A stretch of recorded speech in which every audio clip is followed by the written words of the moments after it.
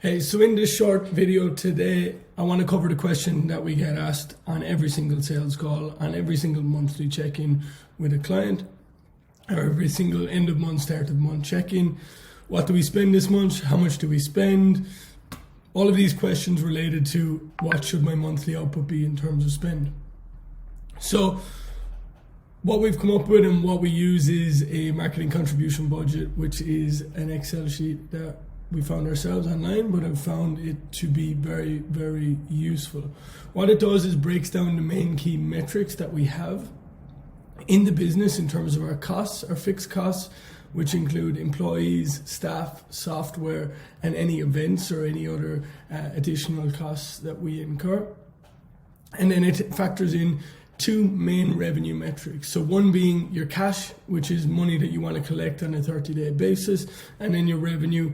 In this industry of health and wellness, you may not collect all of the revenue from a particular client in the first 30 days. They may pay a €50 deposit and then pay the rest over time. They may pay 75% upfront and X amount over a period of time. So with that, I want to jump into it. This video won't be too long, but I'm sure it will be very, very helpful for you to see, right, this is the max I can spend to acquire a customer, to acquire a booked call. And then if I want to acquire X amount of customers, I need to spend my desired CPA times the amount of customers that I want to achieve. First of all, you have to get a marketing strategy that gets you down to this number. And obviously that's what we specialize in. But let's jump into this and take you through it.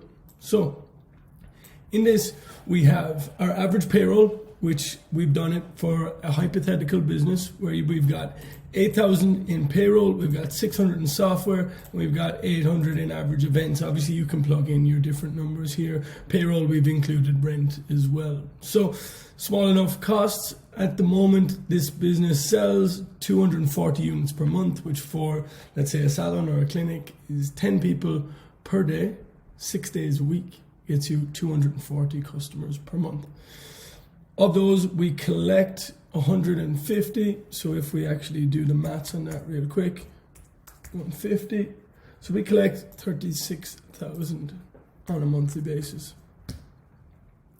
So when we factor in these costs, we can come down here to our average cash. And this is really the main section where a lot of you are going to be focusing on in this square here. So this breaks down what we can spend on a given month to acquire a customer, to acquire a call. So even if we take this down a little bit and we even say, for instance, it's 200 customers at 150. So our average cost of units sold, if we just adjust so 30K, which is around about what the typical client of ours would do. So our average cash per unit sold in 30 days is €150. Our average cost of goods per unit sold is 50. So this is all of these costs divided by your average unit sold.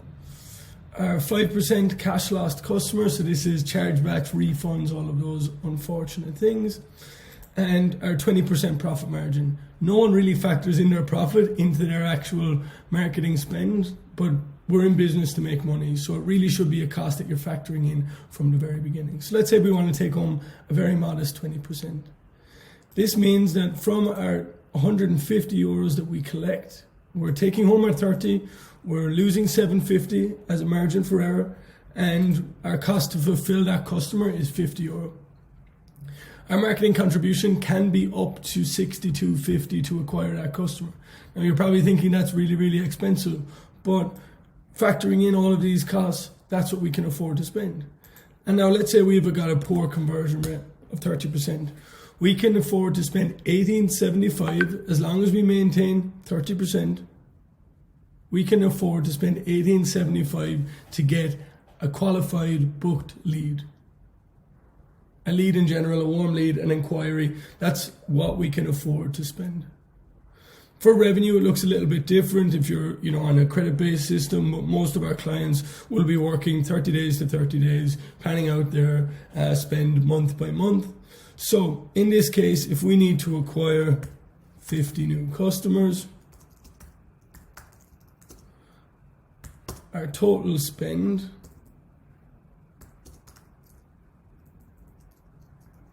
total spend of, pretty simple, 6250 times 50, which gets us a total marketing budget of 3,125 per month is what we need to spend to acquire 50 new customers.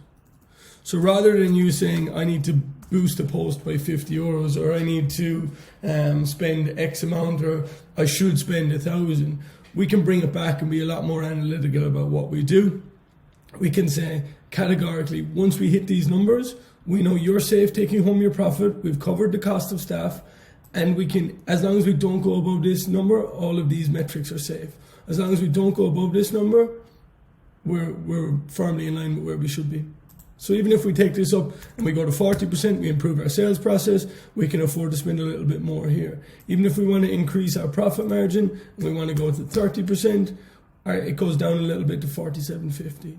So play around with it, do these calculations, factor in your total costs, your total units sold per month, and then your average cash, your costs per unit, which is what we want to get down to, and then the marketing budget that you can afford to spend per customer, times this by the amount of customers that you need, and this should give you your total marketing budget, which is this.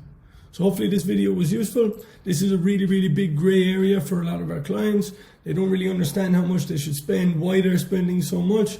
But when we can bring it back to the data, back it up with numbers, give them the confidence to go and spend this money, I think especially in the UK and Ireland, this is a big gray area in terms of marketing and putting your money in online marketing. So hopefully you found this video useful. Please drop a comment or subscribe if you did, and speak to you very, very soon.